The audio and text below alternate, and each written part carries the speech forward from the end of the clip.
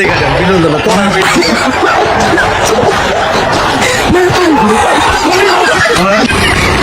বন্ধুরা 6 তারিখে রাত 2টা বাজে কিন্তু একটা ভূমিকম্প হইব 90 মিনিটের ভূমিকম্প। এই ভূমিকম্প আর কোন ভূমিকম্প জানেননি? নরওয়ে আর ব্রাজিলের। এই হ্যালান্ড এমন একটা ম্যান, কতটা বোঝেন নাই? এই যে কোনো সময় ঘটনা ঘটা লাগব বা এই কিন্তু পুরো পাগলাটে প্লেয়ার।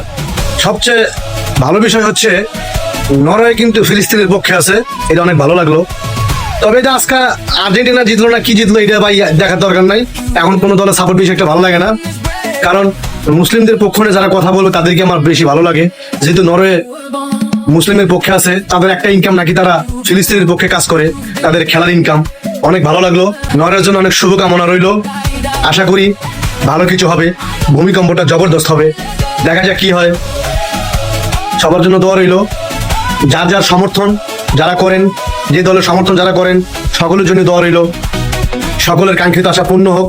কিন্তু আমি চাই নরওয়ে একটু ভালোবাসা টাইপের নিয়ে যাওক। আজকে তো অনেকে চাইছিল আর্জেন্টিনা চেকা বেগা যে বোগা, কিন্তু কামটা তো হইল না, বড় দুঃখজনক বিষয়।